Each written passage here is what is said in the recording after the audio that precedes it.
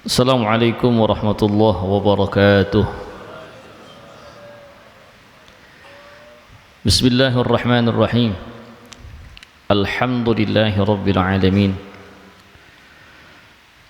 Wa bihi nasta'in ala umuri dunya waddin. Wassalatu wassalamu ala asyrafil anbiya wal mursalin. Sayyidina habibina syafi'ina maulana Muhammadin وعلى آله وأصحابه وقراباته وذرياته أجمعين أما بعد يقول حق سبحانه وتعالى في محكم تنزيله وهو أصدق القائلين أعوذ بالله من الشيطان الرجيم بسم الله الرحمن الرحيم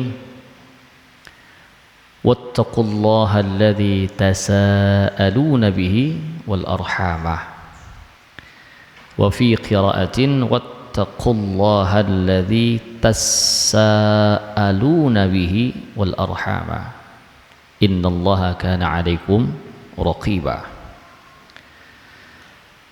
وقال النبي صلى الله عليه وسلم الراحمون يرحمهم الرحمن يرحم من في الأرض يرحمكم من في السماء صدق الله وصدق رسول الله صلى الله عليه وسلم. Mukarramun, para ulama, para asatidzah, para hujjaj, segenap pengurus dan DKM Masjid Al-Murtada, hadirin hadirat sekalian rahimakumullah, alhamdulillah wa syukurillah. Di zuhur tanggal 29 Syawal, kita masih ada di tanggal 29 Syawal, di penghujung bulan Syawal, alhamdulillah wa syukurillah,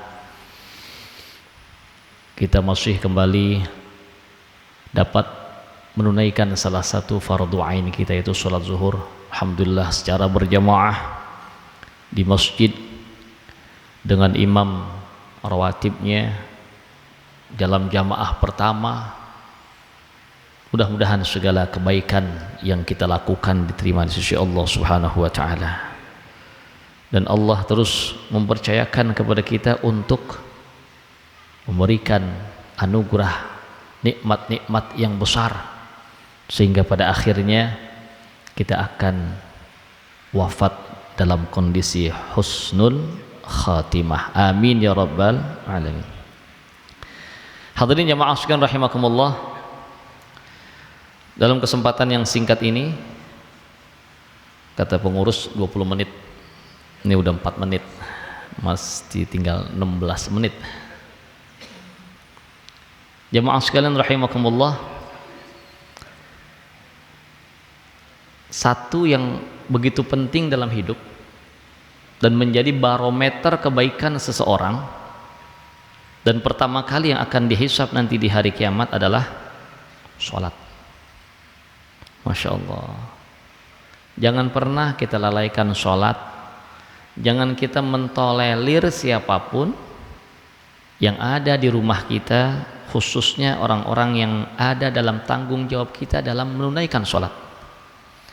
Seorang tua yang sayang sama anaknya, dia akan membangunkan anaknya untuk sholat, khususnya subuh, karena waktunya orang itu masih tidur.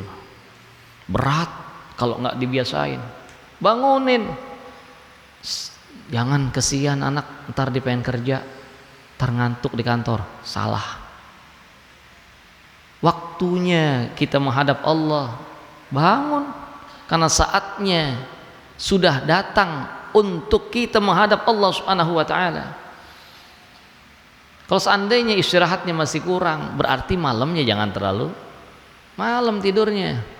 Dan sekarang kan ada kerjaan tambahan nih, ya, apalagi dengan adanya semakin canggih itu alat komunikasi handphone, ya, ada lagi aplikasi TikTok yang baru nih.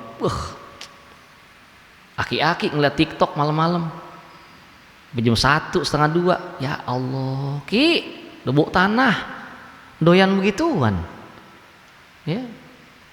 Rasulullah SAW kalau sudah selesai sholat isya, beliau tidak suka untuk berbicara, berkomunikasi kepada sahabat-sahabat, terkecuali ada permasalahan yang penting atau ilmu yang dibahas. Kalau tidak, Rasulullah SAW memakruhkan ngobrol setelah Isya. Untuk apa nih kita umat Islam tidur setelah Isya? Kalau bisa ditarik, gak usah terlalu malam. Kalau udah selesai semua jam 9, setengah 10, jam 10 tidur. Harapannya bangunnya bisa lebih pagi. Jam 2 udah bangun, setengah 3 udah seger, udah baca Al-Quran, udah sholat. Masya Allah.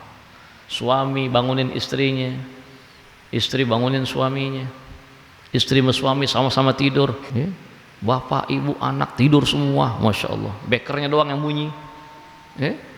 Kadang-kadang bekernya bunyinya ayam berkokok, kukuruyuk kan gitu.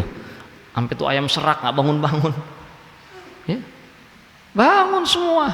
Mulai awali hari dengan kita mengingat Allah dengan sholat. Sholat. Kita ngaji fikih nih masalah sholat ya.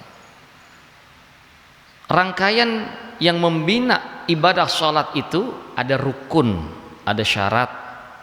Syarat itu ada syarat wajib, ada syarat sah. Kita bicara masalah rukun. Rukun itu ada dua, ada rukun qauli, ada rukun fi'li. Rukun qauli adalah rukun sesuatu yang harus dikerjakan di dalam sholat yang merupakan ucapan. Itu namanya rukun qauli. Ada lagi rukun fi'li. Rukun fi'li itu adalah rukun-rukun, yaitu semua gerakan yang wajib dilakukan di dalam sholat ya, yang merupakan aktivitas atau kegiatan gerakan. Nah ini rukun qauli. Saya bahas rukun qauli, ada 4. 12 menit, tinggal 12 menit. Rukun qauli ada berapa ya? Ini jangan kita sholat saban sehari, kita sholat 5 waktu minimal 17 rakaat, kita nggak ngerti nih rukun qauli. Rukun qauli itu rukun yang wajib, yang harus dibaca ketika sholat. Selebihnya bacaan-bacaan hanyalah sunnah. Cuman 4 di dalam sholat yang wajib. Apa aja? Yang pertama, takbiratul ihram, takbir. Apa ucapan takbir? Lafadznya Allahu Akbar. Kenapa Allahu Akbar? Ini menegaskan komitmen kita kepada Allah Subhanahu wa taala. Di dalam salat kita tegaskan bahwasanya kita mengakui dengan sebenarnya dengan seluruh penghayatan hati dan jiwa Allahu Akbar. Allah Maha besar. Berarti masih wallah asghar. Selain Allah kecil. Pas udah Allahu Akbar hilang yang lain. Hanya Allah yang ada. Itu maksimalnya begitu. Cuman kenyataannya rata-rata beda. Gitu. Kita nyari kunci nggak ketemu, pas sholat inget, oh iya gua taruh di tas yang atu gitu. Yang mana tas yang atu? Nih bini yang atu, ya repot atuh kalau begitu. Pas lagi sholat malah keingetan, harusnya pas sholat lupa. Cuman insya Allah mudah-mudahan kita belajar bisa sampai ke sono. Kedua, ini singkat-singkat. Apa rukun yang wajib dibaca dalam sholat? Fatihah, iftitah sunnah, ta'awudz sunnah, basmalah min jumlatil fatihah inda syafi'iyah. Menurut mazhab Syafi'i, bismillahirrahmanirrahim adalah salah satu dari ayat dalam surah Fatihah. Harus dibaca dari bismillahirrahmanirrahim minimal. Yuk kita ngaji nih secara singkat. Apa sih Al-Fatihah? Bismillahirrahmanirrahim. Dengan nama Allah yang Maha Pengasih lagi Maha Penyayang.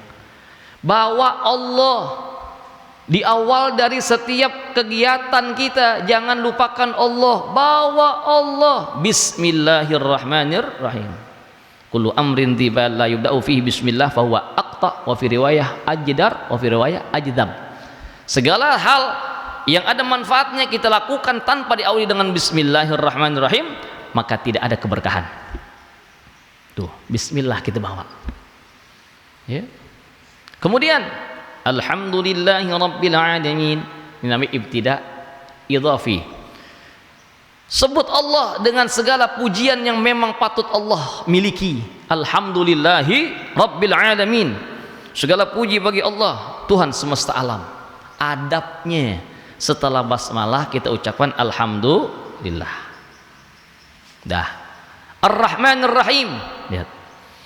Jangan lupakan Allah dengan asmaul husna, dengan sifat-sifat yang mulia. Walillahil asmaul husna fad'uhu biha.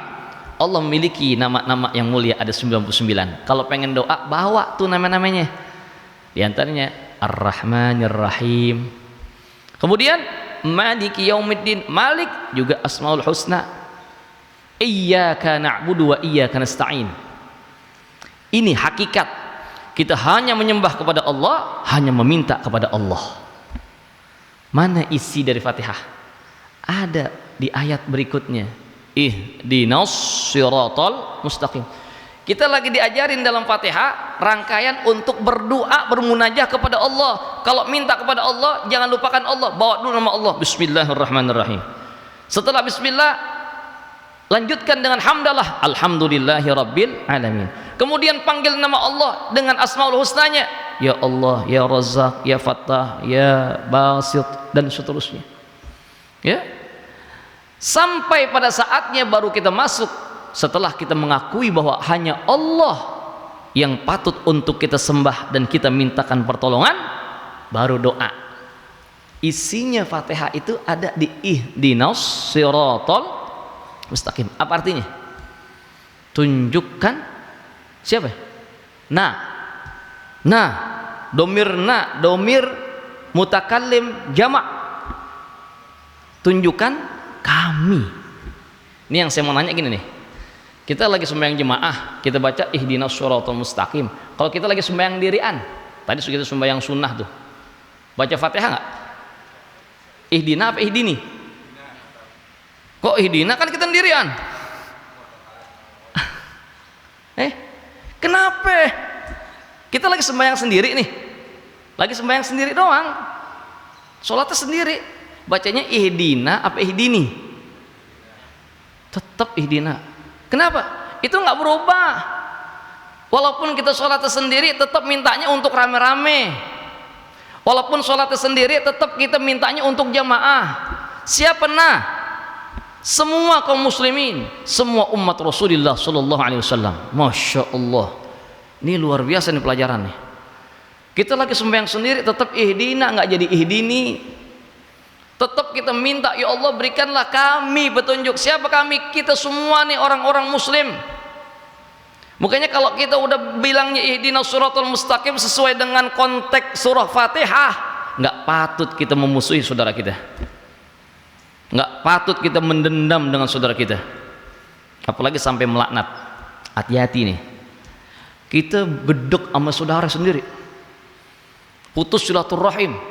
Dengan siapa? Dengan orang yang ada hubungan darah, Masya Allah. Sampai kita putuskan silaturahim. Padahal di dalam sholat kita doain. Cuman lepas dari sholat kita musuhin. Cocok nggak? Nggak cocok. Kalau memang betul-betul seperti itu permusuhan sudah ada mendarah daging di dalam jiwa kita, berani nggak kita keluarin beliau ya, yang kita gedeg, mungkin nggak kita panggil beliau kali ya, orang yang kita musuhin. Ihdinas siratal mustaqim, ya Allah tunjukkanlah kami jalan yang lurus, kecuali si fulan ya Allah musuh saya, kecuali si Sano ya Allah saudara saya, kecuali RT ya Allah yang bikin kesel. Begitu nggak? Ada? Nggak ada. Pesannya apa? Apapun yang kita hadapi, siapapun, golongan apapun, dalam martabat bagaimanapun, tidak ada kata lain yang kita lakukan adalah kebaikan, berbuat baik, berbagi kebaikan, berbagi doa. Masya Allah. Ingat, ihdina nggak pernah berubah, nggak jadi ihdini. Walaupun kita sholat sendirian. Artinya apa? Agama kita mengajarkan kita selalu menebarkan doa dan kebaikan. Masya Allah. Ihdinas siratal mustaqim, siratal ladzina an'amta 'alaihim ghairil maghdubi 'alaihim waladdallin. Itu keterangan dari as-siratal mustaqim. 4 menit lagi. Ustaz. Rukun qauli yang ketiga. Ini ngaji singkat namanya nih. Rukun qauli yang ketiga apaan? Hah? Apa rukun qauli yang ketiga? Bacaan tasyahud. Bacaan tasyahud itu rukun qauli yang ketiga. Berarti bacaan dari doa iftitah, surah, ya, ta'awuz, amin, semua sunnah. Bacaan kita di dalam ruku, i'tidal, sujud, sunnah. Yang ada lagi menjadi rukun adalah tasyahud. Yuk lihat tasyahud, apa isinya tasyahud? At-tahiyyatul mubarakatus sholawatut thayyibatu lillah, itu pembuka dari tasyahud. Ya, kalau dijelasin kepanjangan, saya diomelin tara sama ketua masjid nih. Assalamu alayka, ini ngaji singkat namanya nih. Assalamu alayka ayyuhan nabiyyu warahmatullahi wabarakatuh. Ini komunikasi yang dibangun oleh Allah Subhanahu wa taala kepada baginda Rasulullah SAW ketika beliau Mi'raj. Sampailah baginda Rasulullah SAW melintasi Sidratil Muntaha, Allah menyambut baginda Rasulullah SAW dengan sambutan Assalamu alayka, salam sejahtera untukmu ayyuhan nabi. Nggak dipanggil Muhammad, tetapi dipanggil jabatannya, wahai seorang nabi. Subhanallah. Allahumma sholli wa sallim wa barik alaihi wa ala alihi. Yang kita jangan main manggil Muhammad baik nih, ya. Assalamu alayka ayyuhan nabi. Lihat seluruh konteks bahasa yang Allah contohkan dalam Al-Quran. Ketika Allah panggil nama nabi, bukan cerita ya. Kalau lagi naratif, lagi menceritakan kisah, Muhammadur Rasulullah, itu namanya cerita. Ketika Allah memanggil Nabi, nggak pernah ya Muhammad, nggak ada di Al-Quran. Ya Muhammad, nggak ada. Ya ayyuhan Nabi, ya ayyuhar Rasul. Ketika an-Nabi dan Rasul itu ada alif lamnya, ada namanya alif lam at-ta'rif mu'arraf, berarti ditujukan Allah kepada baginda Rasulullah SAW. Nggak pernah dipanggil nama Muhammad kecuali jabatan beliau, yaitu Nabi atau Rasul. Allahumma sholli wa sallim wa barik alaihi wa ala alihi. Rasul dibanggakan, dipanggil oleh Allah Subhanahu wa taala. Assalamu alayka ayyuhan nabi wa rahmatullahi wa barakatuh. Salam sejahtera untuk wahai seorang nabi. Lalu Allah, sang pencipta, Allah itu khaliq, sang pencipta. Allah pantas banget kalau pengen manggil namanya juga langsung pantas banget. Tetapi Allah memuliakan baginda Rasul. Ayyuhan nabi wa rahmatullahi wa barakatuh, dan rahmat Allah serta keberkahannya. Rasulullah mendapatkan kemuliaan dan Muhammad itu, beliau jawab, jawabannya gimana? Assalamu alaina, ya itu Rasul ajarin. Assalamu alaina, salam sejahtera untuk kami semua, untuk kita semua. Wa ala ibadillahi shalihin, dan terkhusus untuk hamba-hamba Allah yang saleh. Lihat, kembali pada domir nahnu, semua kaum muslimin kita doain. Nggak cocok kalau kita bertengkar sekarang. Nggak cocok kalau kita sholat, baca tasyahud kita benar, dan kita berselisih paham yang tidak berkunjung pada sebuah titik temu pada sebab karena mereka selalu kita doakan. Kalau Yahudi Nasrani lagi itu bahasanya beda. Ya Allah, ini semangat Syawal harus tetap dijaga. Jangan sampai kita ada perasaan-perasaan buruk dalam hati, terutama kepada saudara kita. Masya Allah, habis waktunya. Terakhir yang keempat, apaan yang rukun qauli keempat? Salam. Salam ucapan gimana? Assalamu alaikum. Nah kalau kita lagi sendirian, tetap assalamualaikum. Assalamualaikum. Assalamualaikum. Kumnya kemana kum? Salam sejahtera untuk kalian. Kaliannya siapa? Siapa kalian? Kata ulama, semua kaum muslimin yang ada di tempat kita sholat, dari titik kita sholat sampai ke penjuru dunia sebelah kanan. Ketika kita tengokkan ke kanan, masya Allah, doainlah itu semua. Assalamualaikum warahmatullahi. Yang kedua, kita tengokkan ke kiri. Kita ucapkan salam dari tempat kita sholat kepada seluruh kaum muslimin sampai di ujung dunia sebelah ini. Masya Allah, tabarakallah. Di dalam sholat ternyata kita diajarkan untuk selalu berbagi. Jangan kita simpan dendam, jangan simpan amarah, iri dan muak semua, karena itu bukan ajaran agama kita. Kita harus selalu mendapatkan kebaikan, berusaha menjadi orang baik dan berbagi pada kebaikan kepada siapapun. Jemaah sekalian, mohon maaf, lebih 1 menit.